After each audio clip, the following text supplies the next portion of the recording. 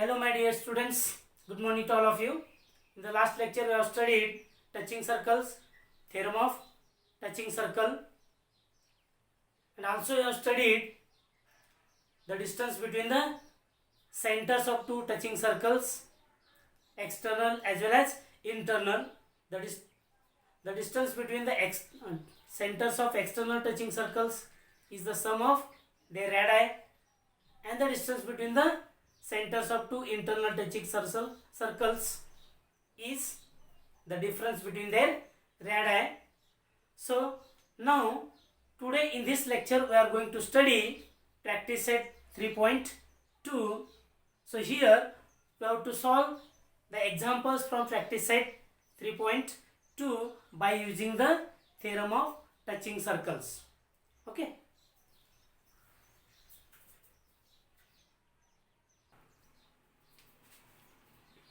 Let us see the first example. The radii of two circles 3.5 centimeter and 4.8 centimeter which are touch each other internally.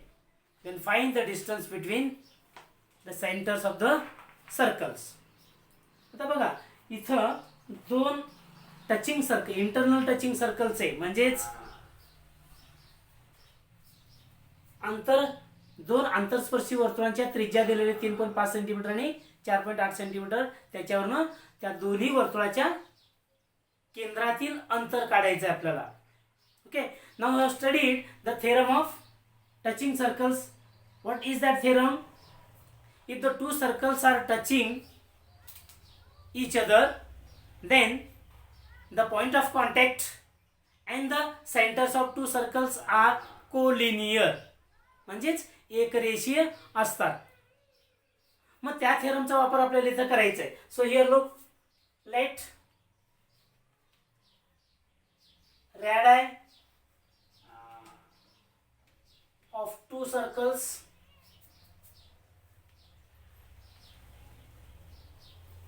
R1 is equal to 3.5 centimeter and R2 is equal to 4.8 centimeter. म्हणजे दोन सर्कलचे radius दिलेले आहेत, एक 3.5 centimetre आणि दुसरं 4.8 centimetre. ते आपण घेतलं. मग थेरम ऑफ टचिंग सर्कल वापरायचं आहे. What is the theorem of touching circle? मग त्याच्यावरून काय करायचं आपल्याला? पॉइंट ऑफ कॉन्टॅक्ट आणि दोन्ही सर्कलचे सेंटर हे तिन्ही एक रेषीय असतात. याचा अर्थ जर तो एक्सटर्नल टचिंग सर्कल्स असतील तर त्या दोन्ही रेडाईचं बेरीज आणि इंटरनल असेल तर दोन्ही रेडाईचं सम असणार आहे. सॉरी, हे एक्सटर्नल असतील तर दोन्ही रेडियसचं बेरीज करायचं आहे आणि इंटरनल असतील तर दोन्ही रेडियसचं सबट्रॅक्शन करायचं आहे, डिफरन्स घ्यायचा आहे. So here bye theorem of touching circles, by theorem of touching circles, the distance between centers of two internal touching circles is equal to, मग इंटरनल टचिंग सर्कल काय असणार आहे? सबट्रॅक्शन असणार आहे, म्हणजे मोठ्यातनं लहान मायनस करायचं. तर मोठी कोण आहे? R2 आहे. So R2 minus R1, that is equal to R2 is 4.8 centimeter minus 3.5 centimeter, that is equal to 8 minus 5 3 and 4 minus 3 1, that is equal to 1.3 centimeter is the distance between the centers of two touching circles. Okay, therefore distance between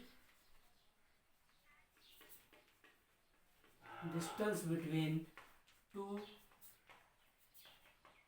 touching circles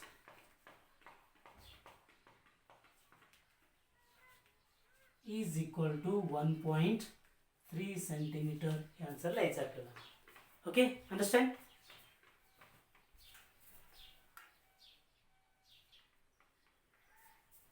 Look at the second example.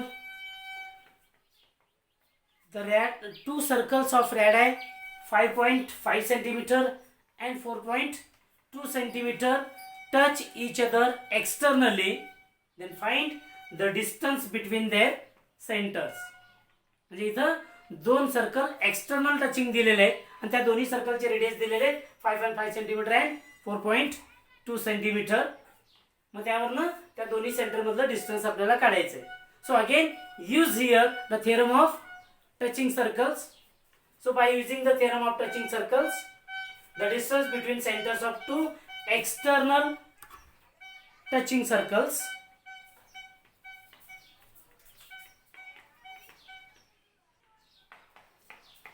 now again let here the radii of two circles r1 is equal to 5.5 centimeter and r2 is equal to 4.2 centimeter. Again use the theorem of touching circles.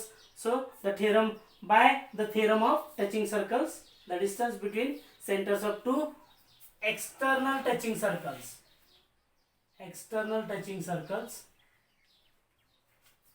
is equal to sum of the radii r1 plus r2. External असतील तर बेरीज करायचं, internal असतील तर subtraction करायचं. Okay, so here r1 plus r2, r1 is 5.5 centimeter plus r2 is 4.2 centimeter, that is equal to 9.7 centimeter. So here 9.7 centimeter. Therefore the distance between two touching circles is 9.7 centimeter. External असतील theorem तेच वापरायचं आहे. Theorem of touching circle तेवढंच तोच वापरायचा आहे. Distance between the two touching circle external touching circles is r1 plus r2 म्हणजे सम of रॅडाई, त्या दोन्ही रेडियसचं बेरीज. आणि इंटरनल असेल तर डिफरन्स बिटवीन द रॅडाई म्हणजे मोठ्या रेडियस मधलं लहान रेडियस वजा करायचं, म्हणजे तो वजाबाकी म्हणजेच त्या दोन्ही सेंटर मधलं डिस्टन्स असणार आहे. Okay,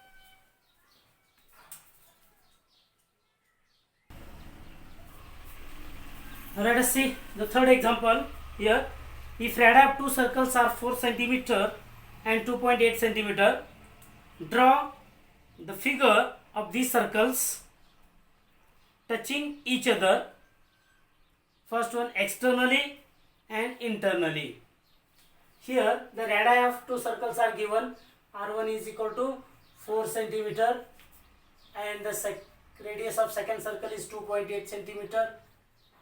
We have to draw the figure of two touching circles.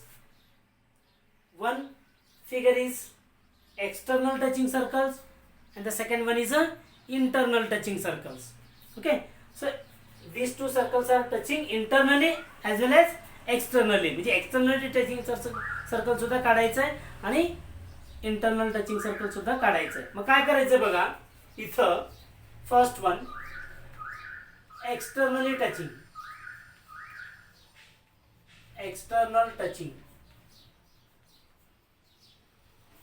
मग काय करायचं, कुठलंही एक सर्कल काढ. कोणतं सर्कल काढायचं, शक्यतो मोठं सर्कल काढायचं, ज्याचा रेडियस जास्त आहे तो सर्कल काढायचा. मग कंपासामध्ये काय करायचं, तो रेडियस घ्यायचा. किती, 4 सेंटीमीटर रेडियस घ्या कंपासामध्ये. कंपासात 4 सेंटीमीटर रेडियस घेतला. मग 4 सेंटीमीटर रेडियस घेऊन कंपासात पट्टीने मोजून घ्यायचं.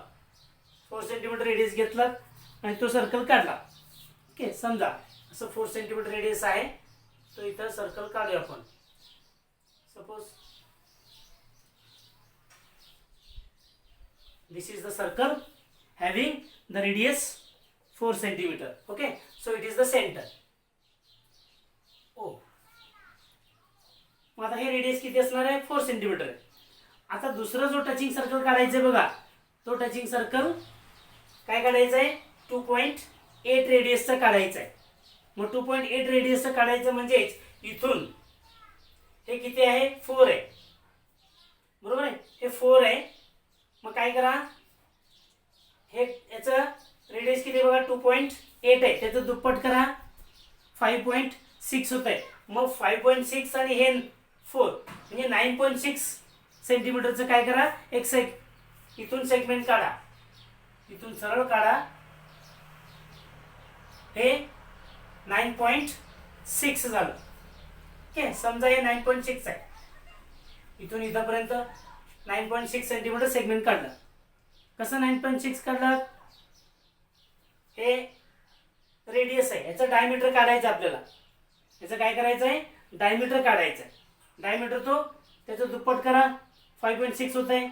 मग इथून या ठिकाणीहून 5.6 घ्या, किंवा इथूनच डायरेक्ट हे 5.6 प्लस हे 4 9.6 असं घ्या. मग ह्याचं काय करायचं? आता इथं जे आहेत बघा, हा जो सेगमेंट मिळालाय, या सेगमेंटचं परपेंडिक्युलर बायसेक्टर काढा. काय काढायचं? Perpendicular bisector. मग परपेंडिक्युलर बायसेक्टर कसं काढणार तुम्ही? बघा, ह्याच्या ग्रेटर दॅन हाफ रेडियस घ्या. ह्याचा ग्रेटर दॅन हाफ रेडियस घेतला कंपासामध्ये. मग कंपासाचा टोक एकदा इथं ठेवला, इकडं चाप मारला, तसंच इकडं चाप मारला, पुन्हा इथं ठेवा. या पॉईंटवरती याला छेदणारा इथं चाप काढा आणि याला छेदणारा इथं चाप काढा. बघा, असे काढले आपण, असं काढलं, बरोबर. मग आता काय करायचं आहे? या दोन्ही पॉईंट मधनं जाणारी लाईन काढायची आहे. ती जी लाईन आहे ती लाईन अशी येईल समजा. ठीक आहे, त्या पट्टीचा वापर करायचा आहे. पट्टीचा वापर करून अशी ती लाईन, परपेंडिक्युलर लाईन काढायची. मग इथं तुम्हाला हा पॉईंट मिळाला, बरोबर. मग इथून इथपर्यंत जो रेडियस आहे तो 2.8 होतो. मग आता काय करायचं आहे? हा कंपास इथं ठेवा या पॉईंटवरती. मग इथून आणि इथं जाणारा स्पर्श करणारा असं सर्कल काढा. ओके, असं सर्कल येईल बघा तुमचं. याप्रमाणे इथं दोन्ही एक्सटर्नल टचिंग सर्कल्स येतील. आलं लक्षात? Okay,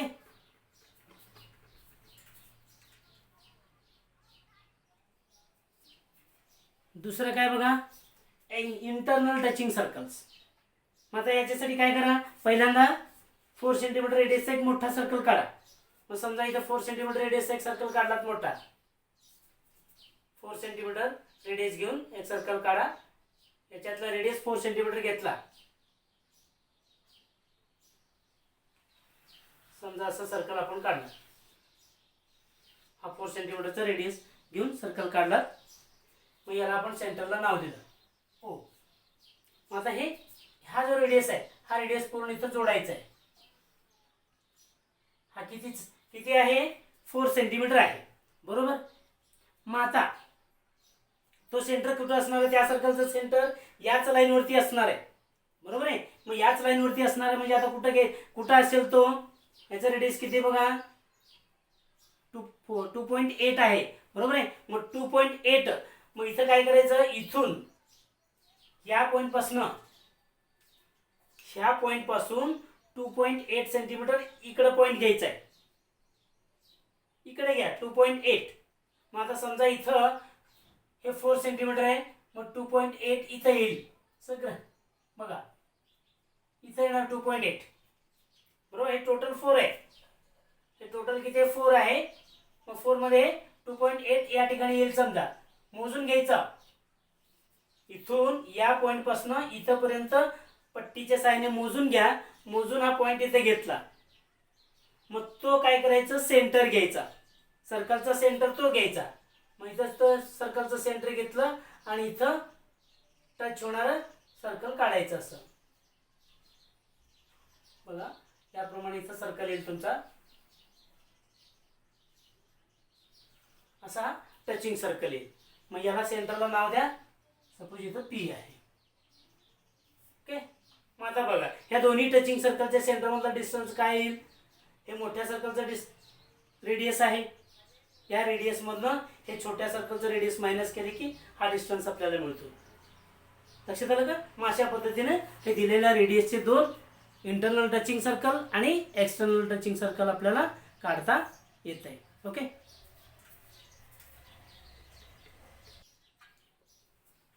now let us see the fourth example.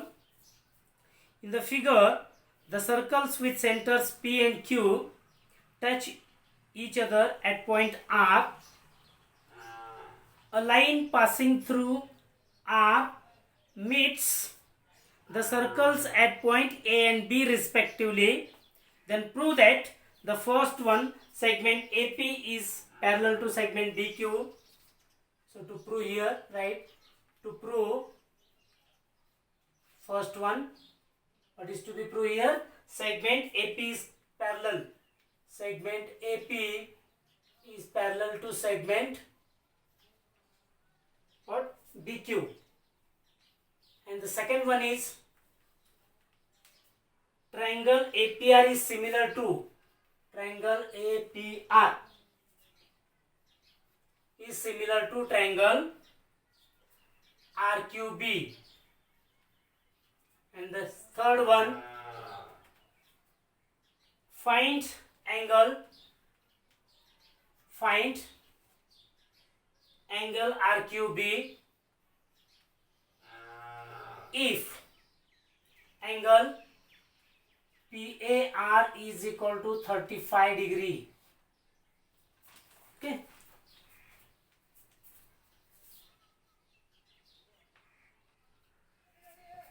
Now look here. You have to prove that segment AP is parallel to segment BQ. आता बघा, सेगमेंट AP आणि सेगमेंट BQ पॅरलल दाखवण्यासाठी आपल्याला या ठिकाणी काय वापरायचं आहे? टेस्ट फॉर पॅरलल लाईन्स, म्हणजे corresponding angle test, alternate angle test आणि इंटिरियर अँगल टेस्ट यापैकी एका टेस्टचा वापर आपल्याला या ठिकाणी करायचा आहे. आता ते करत असताना बघा, हे सेगमेंट AP आणि सेगमेंट QB आहे. समजा जर हा ट्रान्सव्हर्सल आपण मानला तर हा अँगल आणि हा अँगल कॉन्ग्रुएंट दाखवला गेल. म्हणजे बघा, हा अँगल आणि हा अँगल हे दोन्ही अल्टरनेट अँगल्स होतील, अथवा हा अँगल आणि हा अँगल कॉन्ग्रुएंट दाखवला गेल, पण ते दोन्ही पण काय होणार आहेत? अल्टरनेट अँगल्स होणार आहेत. म्हणजे इथं अल्टरनेट अँगल टेस्ट वापरायची आहे.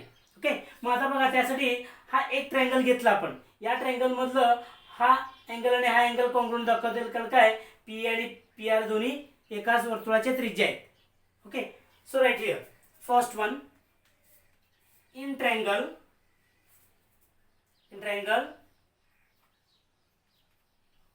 PAR, angle PA, in triangle PAR, segment PA is equal to PR, reason radii of same circle. radii of same circle, एकाच वर्तुळाच्या त्रिज्या. मग आता काय करायचं? आयसोसेलेस अँगल थेरम वापरायचा आहे. By using isosceles angle theorem, the angle opposite to the congruent sides is congruent. So here angle, याचा ऑपोजिट अँगल, P चा opposite angle PRA is equal to angle what? PAR, its opposite PAR. तर statement 1 म्हणा, आणि reason isosceles triangle theorem, अथवा side opposite to angle opposite to congruent sides, angle opposite to congruent sides.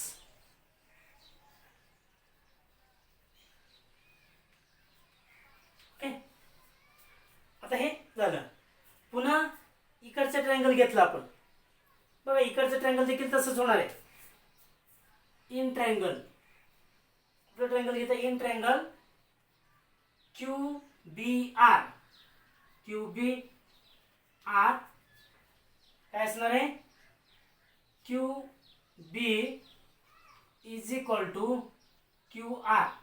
Reason येणार radii of same circle, एकाच वर्तुळाच्या त्रिज्या, radii of same circle. पुन्हा काय होणार आहे बघा, इथं पुन्हा याचे अपोजिट अँगल्स कॉन्ग्रुएंट होतील या थेरम नुसार. सो याचा अपोजिट अँगल, QB चा opposite angle R, QRB, angle QRB is equal to angle what QBR. याचा अपोजिट अँगल QRB, याचा अपोजिट अँगल QBR. QBR याला स्टेटमेंट 2 म्हणा आणि ह्याला रिझनला तोच त्याच्यावरचा angle opposite to congruent sides.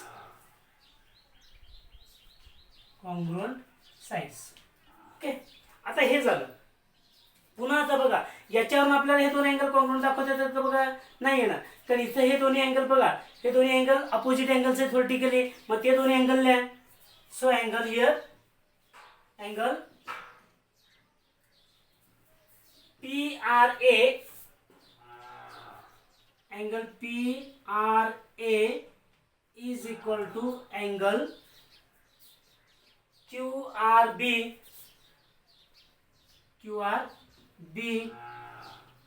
मग इथं ह्याला स्टेटमेंट 3 म्हणा. मग ह्याला रिझन लिहा व्हर्टिकली अपोजिट अँगल्स.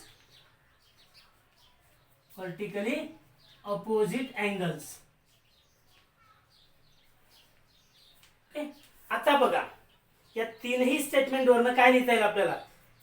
याच्यावरून आणि याच्यावरून हे दोन्ही काय तिथं थर्ड स्टेटमेंट मध्ये बघा PRA is equal to QRB आहे. PRA आणि हे QRB आहे, हे दोन्ही इक्वल आहेत तिथं, बरोबर आहे. मग हे दोन्ही इक्वल आहेत म्हणजेच हे दोन अँगल काय होणार आहेत? इक्वल होणार आहेत from the statement 1, 2 and 3. So therefore angle PAR is equal to angle QBR. Angle QBR reason लिहायचं इथं फ्रॉम 1, 2 and 3. तिन्ही स्टेटमेंटवरनं तो विधान आपण लिहिला. ओके. आता बघा हे दोन अँगल आहे PAR आणि QBR. PAR म्हणजेच काय असणार आहे? PAB राहणार आहे. QBR म्हणजेच काय असणार आहे? QBA राहणार आहे, बरोबर आहे. दॅट इज तर काय लिहायचं? That is angle PAB is congruent to angle QBA. आता इथं समजा कॉन्ग्रुएंट लिहा. कॉन्ग्रुएंट म्हणायला इक्वल टू म्हणण्यापेक्षा कॉन्ग्रुएंट म्हणा. ओके. मग आता हे दोन्ही कॉन्ग्रुएंट झाले. But these two angles are alternate angles.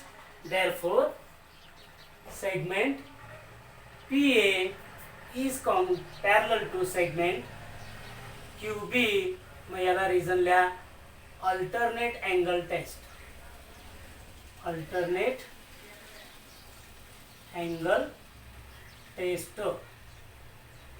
हे अल्टरनेट अँगल्स आहेत म्हणून, हे दोन्ही अल्टरनेट अँगल्स आहेत म्हणून अल्टरनेट अँगल टेस्ट नुसार काय झाले? ते दोन्ही सेगमेंट पॅरलल झाले. ओके. फर्स्ट स्टेटमेंट आता इथं प्रूव्ह झाला.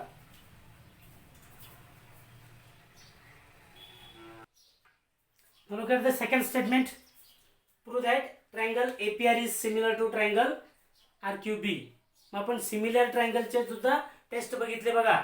A test, SSS test, SAS test, असे 3 टेस्ट आपण बघितले होत्या, बरोबर आहे. मग त्या टेस्टचा वापर इथं आपल्याला करायचा आहे. यस जर आपल्याला वापर करायचा असेल तर त्यांचे लेंथ दिले पाहिजे. साईडचे लेंथ इथं दिलेलं नाहीये, त्यामुळे आपल्याला A टेस्ट वापरायचं आहे. आता बघा या ठिकाणी हा अँगल कॉन्ग्रुएंट दाखवला आपण. एक अँगल तर कॉन्ग्रुएंट दाखवता येतोय दोन्ही ट्रायंगल मध्ये. मग ते लिहा in triangle APR and triangle RQB. Angle PRA is congruent to angle QRB. Reason लिहा from 3 मध्ये दाखवलं बघा आपण, किंवा डायरेक्टली व्हर्टिकली अपोजिट अँगल्स असं लिहिलं तरी चालतंय, कारण तिसऱ्या स्टेटमेंट मध्ये आपण हेच दाखवलेले आहे. ओके. मग डायरेक्टली आपल्याला फक्त हे दोन ट्रायंगल कॉन्ग्रुएंट सिमिलर दाखव म्हणले असतील तर आपल्याला ते फ्रॉम 3 म्हणता येणार नाही. मग तिथं काय म्हणावं लागेल आपल्याला? व्हर्टिकली अपोजिट अँगल्स म्हणावं लागेल. ओके, मग आता अजून एक अँगल आपल्याला कॉन्ग्रुएंट दाखवायचं आहे. मग आता बघा, हे अँगल कॉन्ग्रुएंट दाखवता येईल आपल्याला, दाखवलं जातं ते आपण. ओके, अँगल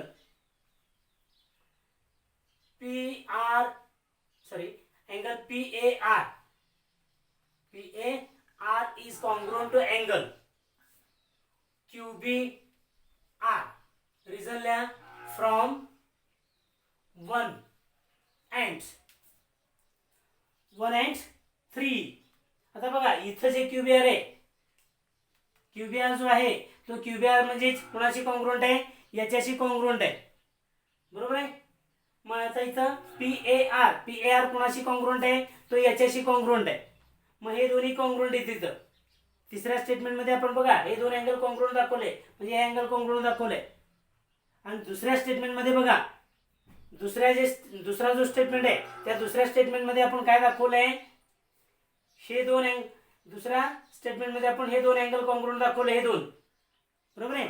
मग आता इथं आपल्याला हा अँगल कुणाशी कॉन्ग्रुएंट दाखवलेले आहे, या अँगलशी कॉन्ग्रुएंट दाखवले. मग हा अँगल कुणाशी कॉन्ग्रुएंट दाखवले, तिसऱ्यामध्ये, दुसऱ्यामध्ये, तो याच्याशी कॉन्ग्रुएंट दाखवले. मग इथं आपल्याला तिन्ही स्टेटमेंटचा एकदम वापर करायचा आहे. From 1, 2 and 3. 1 वरनं हे याची किंमत याच्याशी घेतली, बरोबर आहे. मग 2 वरनं याची किंमत याच्याशी घेतली, 3 वरनं हे दोन्ही कॉन्ग्रुएंट घेतलं, म्हणून हे दोन अँगल कॉन्ग्रुएंट झाले, बरोबर. मग आता काय करायचं इथं, हे दोन अँगल कॉन्ग्रुएंट म्हणजेच triangle APR is similar to triangle RQB. Reason लिहायचं इथं AA taste,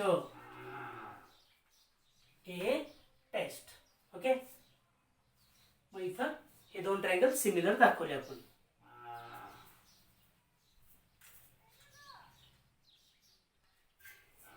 Now look at the third statement. Find angle RQB if angle PR is equal to 35 degree. PAR is 35 degree. From that given angle we have to find QRP. हा angle आपल्याला काढायचा आहे. So here solution कसं काढता येईल आपल्याला इथं, from angle PAR is given here. Angle PAR is equal to 35 degree. Therefore, from 1, 2 and 3.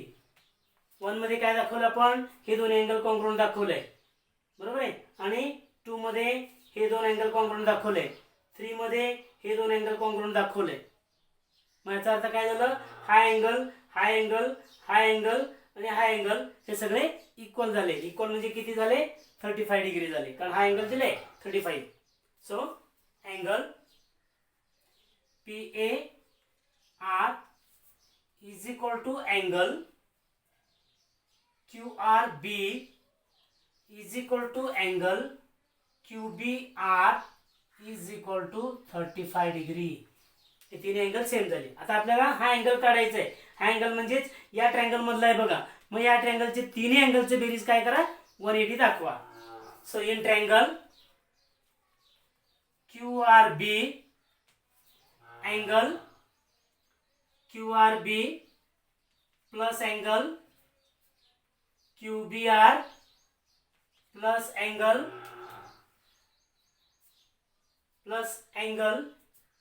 काय काढायचं आहे, RQB. Angle RQB is equal to 180 degree. Sum of angles of triangle. Reason लिहायचं, कारण काय सर्व त्रिकोणाच्या सर्व कोणांच्या मापांची बेरीज 180 अंश असते. ओके, आता याचं माप किती आहे, QRB 35 degree plus QBR 35 degree plus हे काढायचं आपल्याला RQB, हे RQB काढायचं आहे तसं angle RQB is equal to 180 degree. या दोघांचं बेरीज करा, 70 degree plus angle RQB is equal to 180 degree. आता हे 70 डिग्री इकडे घ्या म्हणजे मायनस होईल तो. So angle R Q B is equal to 180 degree minus 70 degree. So angle R Q B is equal to 110 degree. म्हणजे आर क्यू बीचं माप मिळालं 110 अंश. Okay, understand.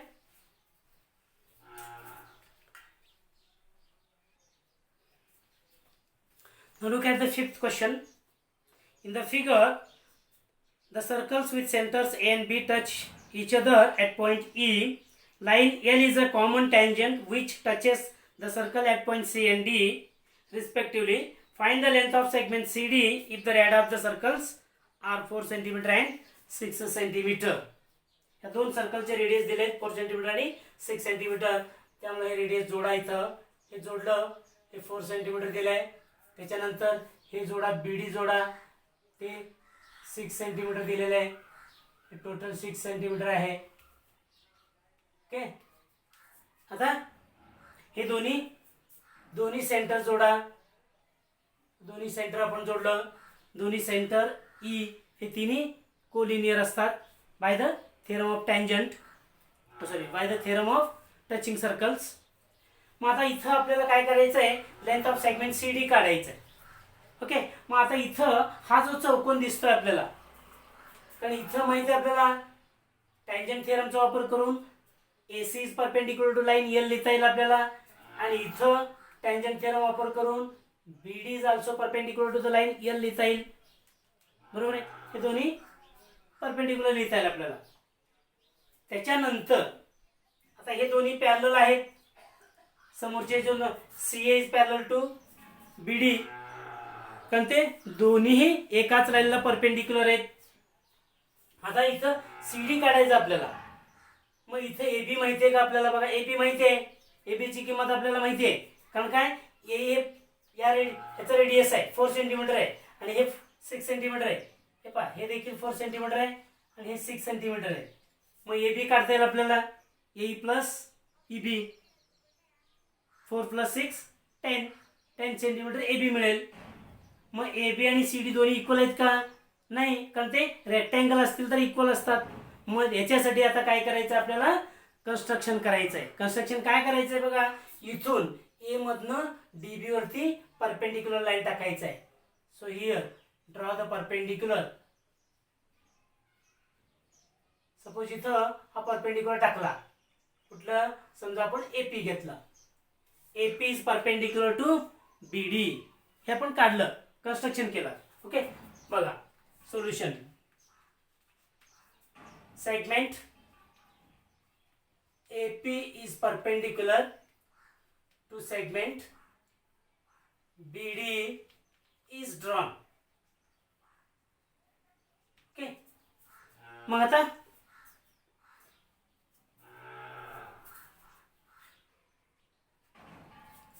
बघा, इथं A, E and B are collinear by the theorem of touching circle. बघा, so A dash E dash B, याचा अर्थ A E B are collinear असा होतो.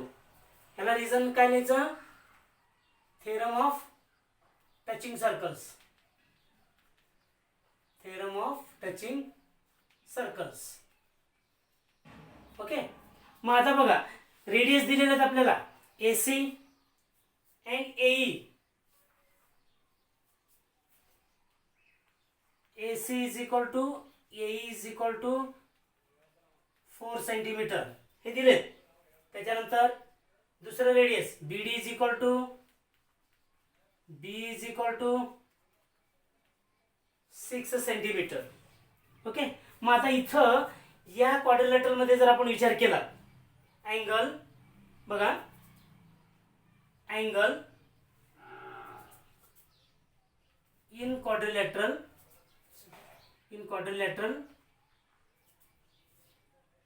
CA अथवा डायरेक्टली लिहिलं तरी चालतंय. Angle ACD is equal to angle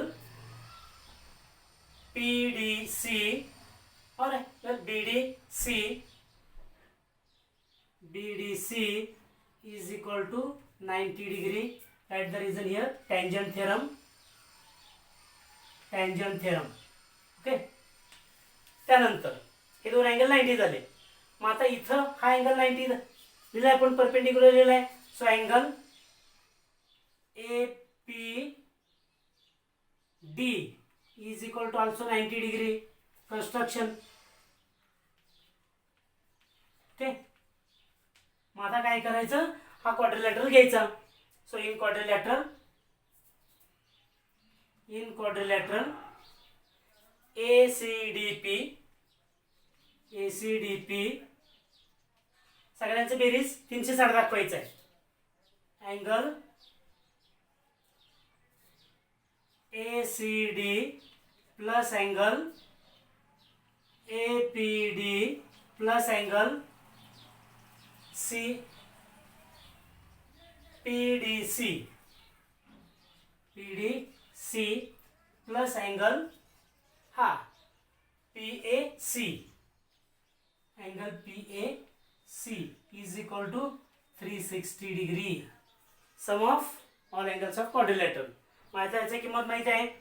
so right here 90 याची किंमत प्लस याची किंमत देखील 90 आहे, प्लस याची किंमत देखील 90 आहे, प्लस हे आहे तसं लिहा angle PAC is equal to 360 degree.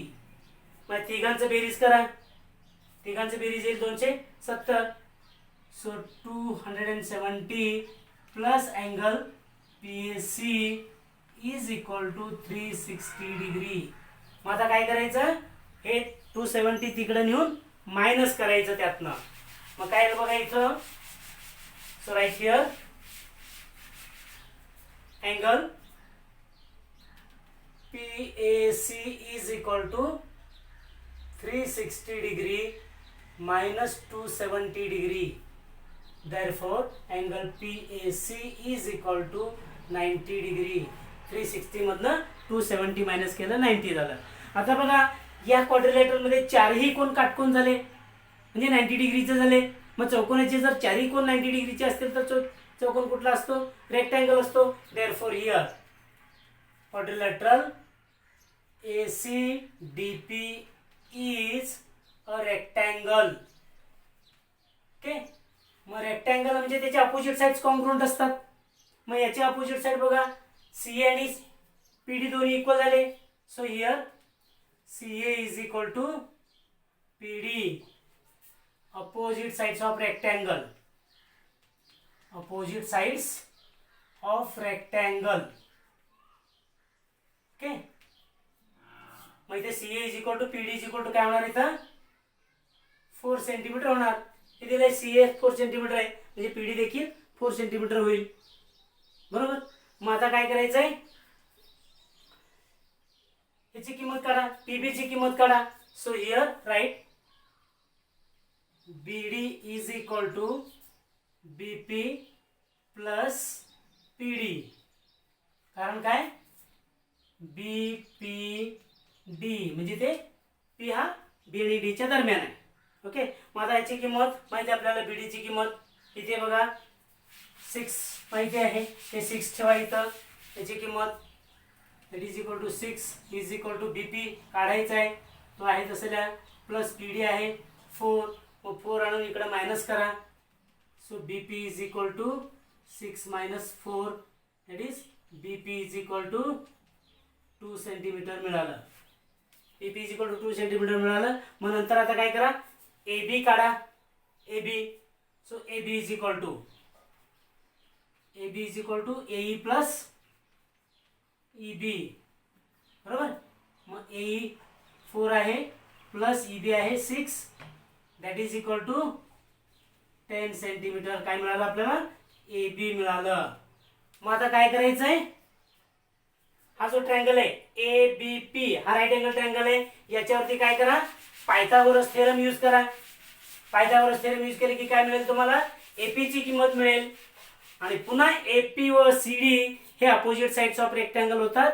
मग AP ची किंमत जेवढी असेल तेवढीच किंमत CD ची असेल. Okay. So here AB is equal to 10 and BP is equal to 2. So in triangle ABP, angle APB is equal to 90 degree. तो 90 अंशाचा आहे बघा. मग पायथागोरस थेरम यूज करता येतो आपल्याला. देअरफॉर राईट अँगलचा ऑपोजिट साइड आहे AB. मग AB हायपोटेन्यूज होतो इथं. So here AB square is equal to AP square plus BP square. Reason लिहिलं Pythagoras theorem. Okay, Pythagoras theorem नुसार ते लिहिलं आपण. मग आता AB ची किंमत माहिती आहे आपल्याला. 10 square is equal to AP काढायचा आहे. तो AP स्क्वेअर प्लस PB माहिती आहे आपल्याला 2 स्क्वेअर.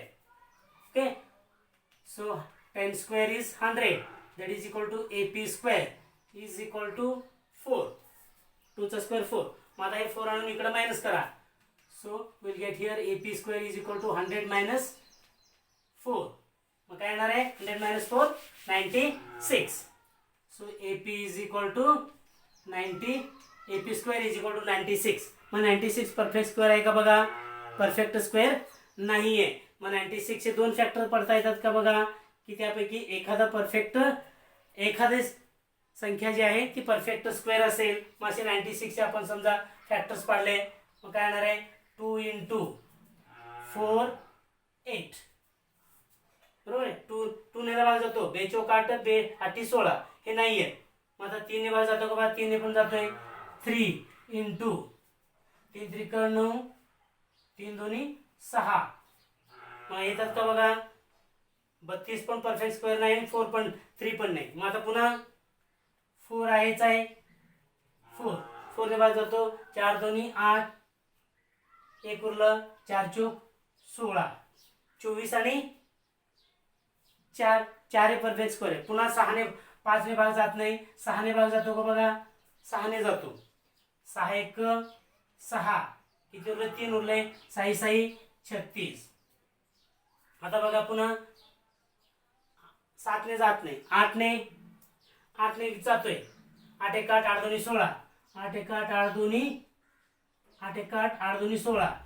मग 12 ने 8. आता यापैकी बघा कुठलंच मिळत नाही. फक्त हे दोन आहेत. हे दोन फॅक्टर आहेत बघा. त्यामध्ये एक परफेक्ट स्क्वेअर इथे 4 आणि एक परफेक्ट स्क्वेअर इथे 16 आहे.